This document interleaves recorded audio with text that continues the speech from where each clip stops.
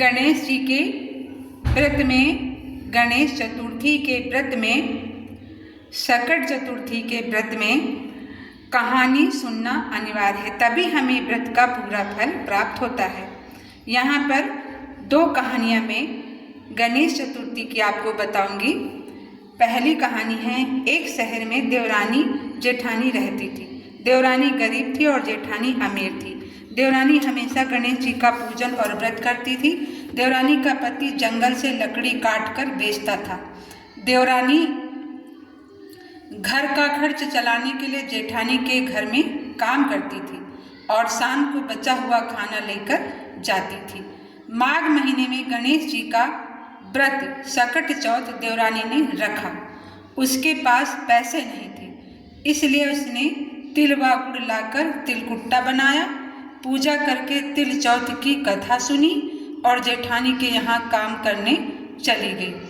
सोचा शाम को चंद्रमा को अर्घ देकर जेठानी के यहाँ से लाया हुआ तिलकुट्टा खाएगी।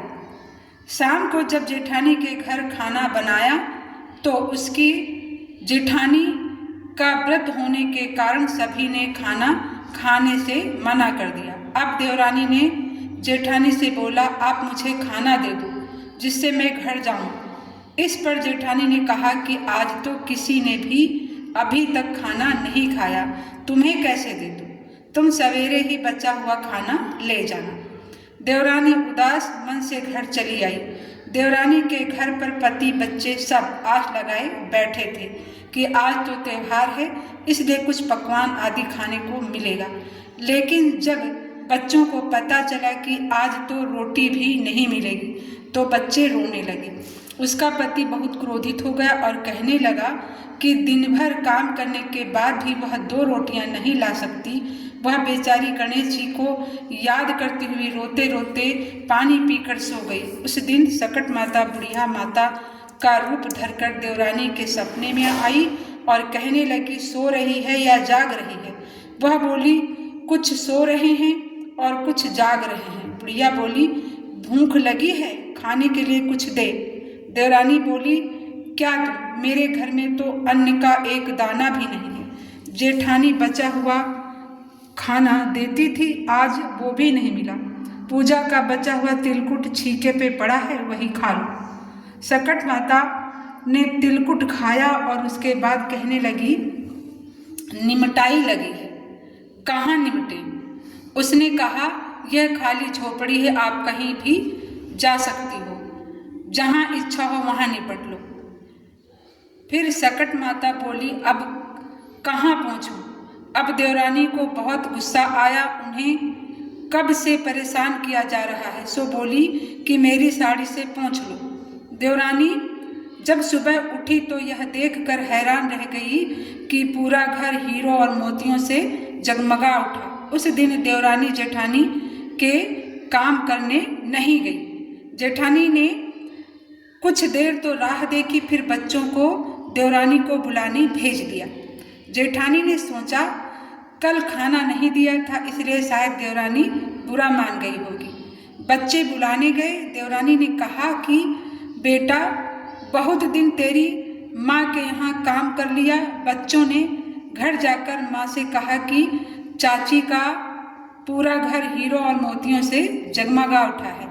जेठानी दौड़कर देवरानी के पास आई और पूछा कि यह सब कैसे हो गया। देवरानी ने उसके साथ जो हुआ वो सब कह डाला। उसने भी वैसा ही करने की सोची। उसने भी सकट चौथ के दिन तिलकुट बनाया। रात को सकट माता उसके भी सपने में आई और बोली, भूख लगी है, मैं क्या खाऊं? जेठानी ने कहा कि आपके लिए छींके में रखा है फल और मेवे भी रखे हैं, जो चाहे खा लो। सकट माता बोली, अब निपटे कहाँ? जेठानी बोली, मेरे इस महल में कहीं भी निपट लो। फिर उन्होंने बोला कि अब पहुँचूं कहाँ? जेठानी बोली, कहीं भी पहुँच लो। सुबह जब जेठानी उठी तो घर में बदबू गंदगी के अलावा कुछ नहीं था। हे सकट माता, जैसे आपने देवरानी पर कृपा की वैसे सब पर कृपा करना।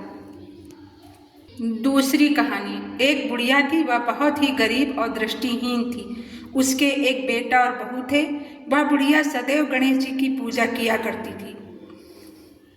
गणेश जी प्रकट हो उस बुढ़िया से बोले, बुढ़िया माँ तू जो चाहे सो मांग ले।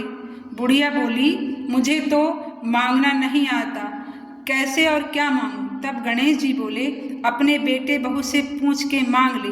तब बुढ़िया ने अपने बेटे से कहा, गणेश जी कहते हैं तू कुछ मांग ले, बता क्या मांगूं?